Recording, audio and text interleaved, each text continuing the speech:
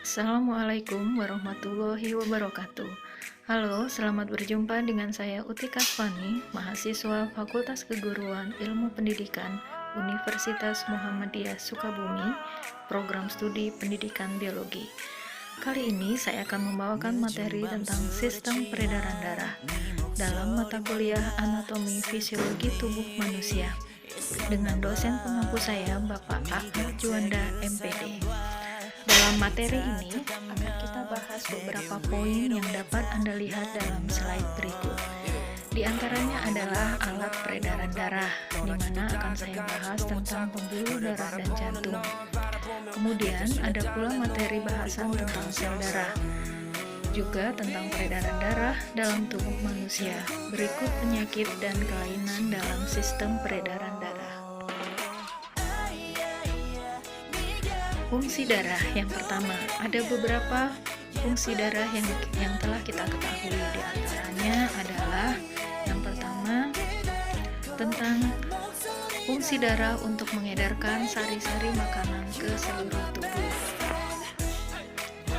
Yang kedua, mengedarkan oksigen dari paru-paru ke seluruh tubuh. Yang ketiga, fungsi darah adalah mengangkut karbon dioksida ke paru-paru. Yang keempat, mengedarkan hormon. Kelima adalah tentang pertahanan tubuh. Ini terkait dengan sel darah putih atau yang kita kenal dengan istilah fagositosis. Kemudian yang keenam adalah tentang fungsi homeostasis, yaitu mengatur suhu tubuh. Dan yang ketujuh adalah tentang fungsi darah sebagai pembekuan darah. Oke, yang pertama adalah tentang bagian-bagian darah. Pada dasarnya ada dua hal terpenting dalam bagian darah, yaitu komponen cair darah dan komponen padatan darah. Darah terdiri dari plasma darah dan sel darah. Plasma darah berupa 90% air, berwarna jernih kekuningan yang mengandung protein, karbohidrat, lemak, mineral, dan vitamin, serta sel-sel darah, baik sel darah merah, sel darah putih, maupun keping darah. Nah, kemudian di sini ada protein. Protein di sini ada fibrinogen, albumin, dan globulin, di mana masing-masing berfungsi. Yang pertama, fibrinogen untuk proses pembekuan darah, sedangkan albumin untuk membentuk zat antibodi, sedangkan globulin untuk melawan benda-benda asing atau kuman. Oke, bahasan yang pertama kita tentang eritrosit. Apa sih eritrosit itu? Eritrosit kita kenal dengan sel darah merah. Berasal dari kata eritros yang berarti merah dan kitos yang artinya ruang sel. Warna merah pada sel dikarenakan adanya unsur Heme, atau yang lebih kita kenal dengan nama hemoglobin. Kembali kita ingatkan bahwa jenis-jenis darah di sini ada sel darah merah, sel darah putih, dan keping darah. Untuk lebih jelasnya, Anda bisa melihat dalam tayangan slide berikut. Ciri-ciri sel darah. Yang pertama, di sini ada eritrosit, leukosit, dan trombosit. Untuk inti sel, eritrosit tidak punya. Sama halnya dengan trombosit, sedangkan leukosit dia punya. Untuk hemoglobin, ini sangat berfungsi dalam proses pengangkutan darah, di mana hanya eritrosit yang punya, sedangkan leukosit dan trombosit tidak punya. Bagaimana dengan jumlah? Untuk jumlah, eritrosit mempunyai jumlah sekitar 4-5 juta, sedangkan leukosit 6-9 ribu, dan trombosit sekitar 200-400 ribu. Sedangkan bentuknya untuk eritrosit sendiri dia bikonkav, leukosit variasinya dia berubah-ubah, sedangkan trombosit tidak beraturan. Bagaimana dengan waktu hidup? Untuk eritrosit sendiri punya waktu hidup sepanjang 120 hari. Kalau leukosit sedikit lebih banyak, berkisar dari 100-300 hari. Sedangkan trombosit dia hanya punya waktu hidup sepanjang 8 hari. Untuk fungsinya sendiri, eritrosit berfungsi sebagai alat pengangkut zat-zat Sedangkan leukosit kita kenal sebagai sistem pertahanan tubuh, dan trombosit kita kenal dalam proses pembekuan darah. Nah, ini masih fungsi eritrosit. Mengangkut, fungsinya dapat Anda lihat dalam tayangan slide tersebut adalah mengangkut zat makanan, oksigen, dan sisa metabolisme. Ini adalah hemoglobin yang berikatan dengan oksigen hingga membentuk hemoglobin oksigen. Dalam sel darah merah, dia akan bertahan hidup selama 120 hari di hati dan limfa. Nah, setelah itu dia akan tereduksi. Nah, ini adalah yang memberi warna merah adalah HM. Kemudian leukosit atau sel darah putih. Leukosit ini kembali lagi ciri-cirinya dia berinti besar atau agranulosit. Kemudian ada juga yang berinti kecil atau granulosit. Sama ya, ada yang bergerak cepat, juga ada yang bergerak lambat. Sedangkan yang berinti kecil dia netral dan basah. Nah, kemudian ini adalah keping darah atau trombosit. Keping darah ini kita ketahui sangat penting dalam proses pembekuan darah apabila terjadi perlukaan. Dalam slide berikut, kita tahu bahwa ketika trombosit pecah, dia akan mengeluarkan enzim trombokinase. Nah, enzim trombokinase ini dengan bantuan kalsium dan vitamin K akan membentuk protombin. Nah, protombin sendiri nanti akan dirubah menjadi trombin. Nah, dari trombin dengan bantuan ion K, dia akan berubah menjadi fibrinogen. Apa itu fibrinogen? Adalah bahan-bahan pembentuk benang fibrin. Benang fibrin ini nanti sangat berguna pada saat proses penyembuhan luka. Kemudian tentang golongan darah. Seperti yang kita ketahui, penggolongan darah yang kita ketahui itu ada 4. Ini berdasarkan atas penemuan dari Karl Landsteiner, yaitu ada penggolongan darah A, B, AB, dan O. Sebenarnya apa sih? Mengapa sampai ada penggolongan darah A, B, AB, dan O? Ini pada dasarnya didasari ada tidaknya agglutinogen dan agglutinin yang ada dalam protein darah. Masih ingat kan apa itu agglutinogen dan agglutinin? Nah, untuk golongan darah A artinya dalam sel darah merahnya dia mengandung agglutinogen A, sedangkan pada golongan B pada sel darah merahnya mengandung agglutinogen B. Kalau golongan darah AB berarti dia punya agglutinogen A dan B. Bagaimana dengan O? Kalau O jelas dia tidak mempunyai keduanya, baik agglutinogen A maupun agglutinogen B. Kemudian apa sih sebenarnya sebegitu penting kita harus mengetahui golongan darah kita? Biasanya mungkin kalau kita sedang mengalami pendarahan, butuh darah untuk proses operasi, kita pasti akan membutuhkan yang namanya transfusi darah. Disitulah letak betapa pentingnya kita harus mengetahui kita golongan darah apa, apakah A, B, O, atau AB.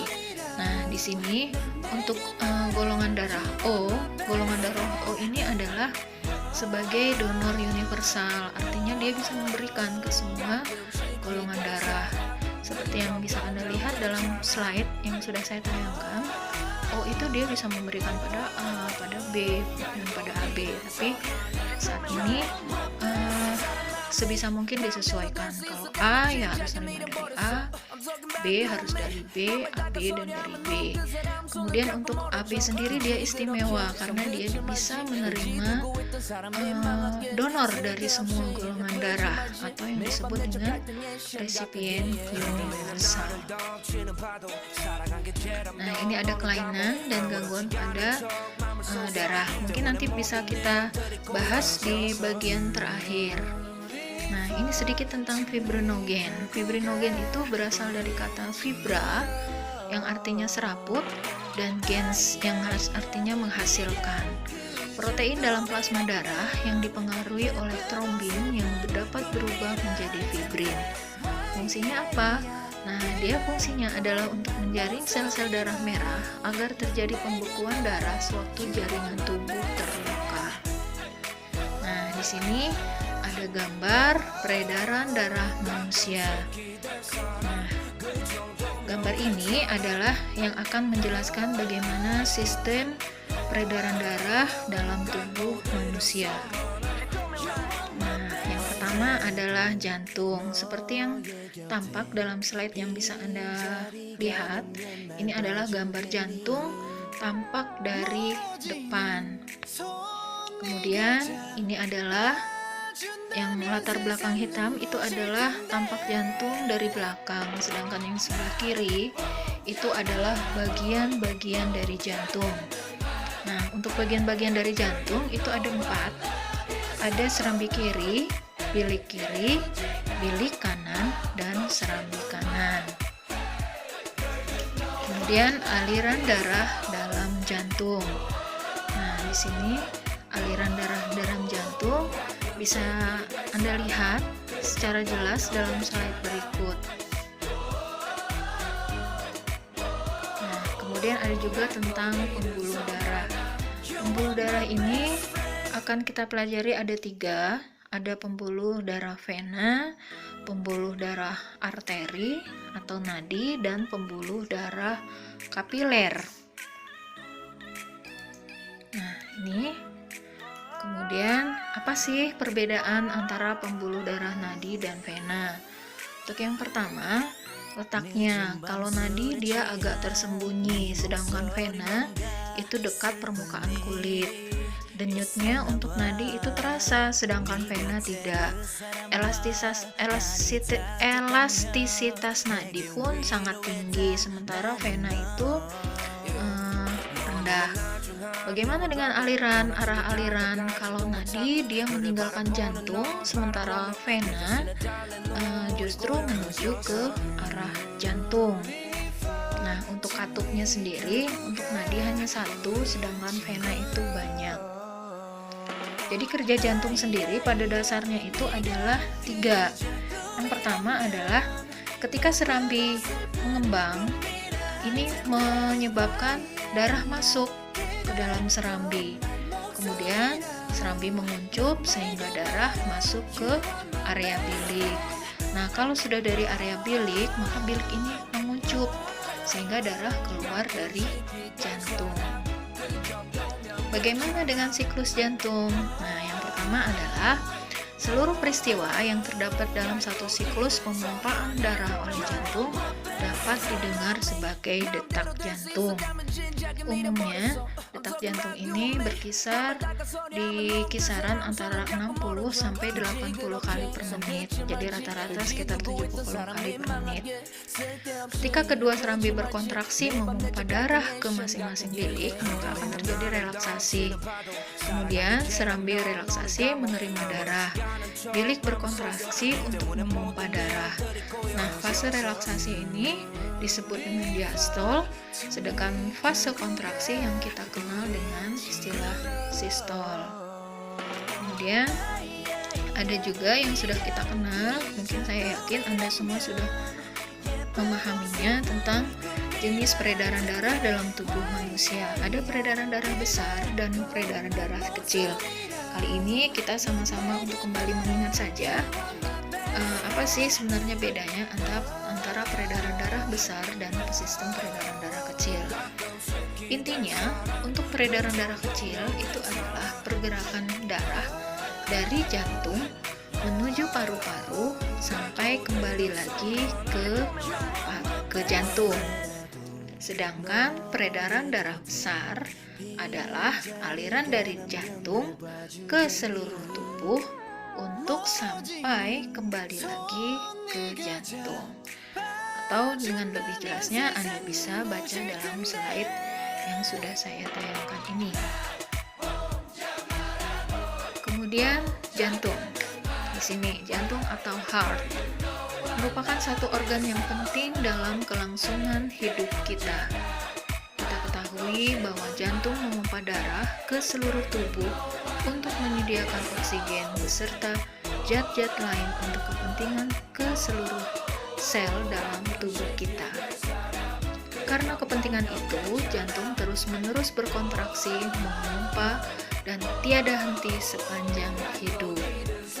Ini kembali adalah gambar jantung yang bisa kita amati. Kemudian ini ada bagian-bagian jantung. Bagian jantung dibagi menjadi dua bagian kanan dan bagian kiri, di mana masing-masing terdiri dari dua bagian pula, yaitu atrium dan ventricle. Ini kembali kita mengingat ya yang sudah ada dalam tayangan sebelumnya. Nah, kemudian yang kedua, jantung bagian kanan berhubungan dengan fungsi pertukaran gas oksigen dan karbon dioksida di paru-paru, di mana jantung kananlah yang memompa darah ke paru-paru. Sedangkan jantung kiri berhubungan dengan fungsi peredaran darah ke seluruh tubuh karena jantung kiri yang memompa darah ke seluruh tubuh. Nah, dalam tayangan selanjutnya ini adalah proyeksi letak jantung. Jantung pada dasarnya terletak pada rongga dada sebelah kiri agak menjorok ke dalam. Sebesar apa sih sebenarnya jantung kita itu? Sebesar kepalan tangan kita, kurang lebih beratnya sekitar 300 gram. Ini adalah gambar untuk lebih jelasnya, sama ini juga. Nah, kemudian macam-macam peredaran darah dapat kita simpulkan bahwa peredaran darah manusia merupakan peredaran darah tertutup, mengalir melewati jantung sebanyak 2 kali. Terdiri dari peredaran darah besar atau panjang dan peredaran darah kecil atau pendek. Nah, ini adalah gambar yang juga bisa Anda perjelas lagi untuk memahami materi kali ini. Nah, kemudian ini adalah kita bahas selanjutnya tentang kelainan atau penyakit pada sistem peredaran darah. Gambar yang Anda saksikan ini adalah arteriosklerosis dan arteriosklerosis, hampir sama ya. Sebenarnya ada sedikit perbedaan. Kalau gambar yang sebelah atas itu adalah arteriosklerosis tanpa H, T-nya. Jadi yang pertama itu yaitu penimbunan zat kapur pada dinding arteri. Sementara yang bawah itu adalah arteriosklerosis dengan T-nya itu menggunakan H, adalah penimbunan lemak pada dinding arteri. Penyakit selanjutnya adalah, siapa yang tahu? Ini adalah gambar varises. Apa sih varises itu? Varises adalah pelebaran pembuluh vena. Akibatnya apa? Nah, ini akibatnya adalah bahwa katup vena tidak dapat berfungsi dengan baik. Ingat, vena adalah aliran menuju jantung. Kalau sampai ini terjadi, maka tentu saja ini akan berbahaya bagi diri kita. Nah, penyakit selanjutnya adalah hemofilia. Hemofilia adalah keadaan di mana darah sulit mengalami pembekuan apabila terjadi perlukaan. Biasanya ini adalah merupakan kelainan genetis. Penyakit selanjutnya adalah leukemia. Kita sering ya mendengar leukemia. Leukemia itu kalau kita kenal dalam bahasa awam sehari-hari adalah kanker darah putih, di mana jumlah sel darah putih itu adalah tinggi. Yang kemudian adalah hipertensi. Hipertensi ini keadaan di mana sistol lebih dari 150, sementara diastolnya lebih dari 90. Selanjutnya adalah hipotensi atau tensi rendah. Kebalikan dari hipertensi, maka sistol dalam hipotensi itu justru kurang dari 120, sementara diastolnya kurang dari 80. Kemudian untuk menjaga kesehatan sistem peredaran darah kita, apa yang dapat kita lakukan? Yang pertama adalah olahraga teratur. Tentu saja hal ini bukan hanya menjaga sistem peredaran darah, tentu secara keseluruhan otomatis akan menjaga seluruh kesehatan tubuh kita.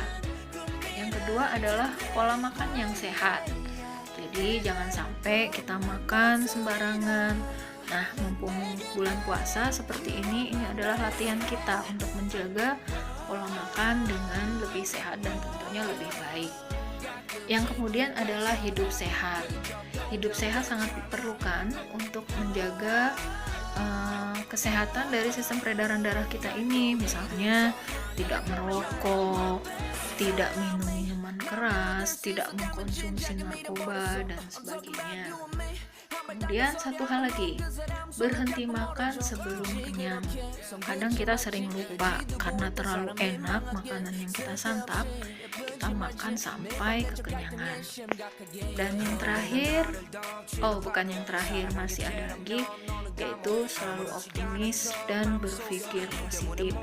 Hilangkan pikiran-pikiran buruk baik kepada orang lain, terhadap diri sendiri. Insya Allah itu akan menjaga sistem peredaran darah kita untuk tetap baik. Kemudian yang terakhir adalah menjaga keseimbangan antara bekerja dan istirahat. Jadi meskipun kita bekerja, jangan lupa untuk istirahat. Tetap menjaga di antara keduanya ini bisa bekerja secara imbang. Oke, demikianlah pemaparan tentang sistem peredaran darah pada manusia. Dari saya kali ini, mohon maaf apabila ada penjelasan yang kurang tepat. Masukan dan saran membangun dari Anda tentu saya perlukan untuk perbaikan video-video saya selanjutnya. Akhirnya saya ucapkan terima kasih dan wassalamualaikum warahmatullahi wabarakatuh.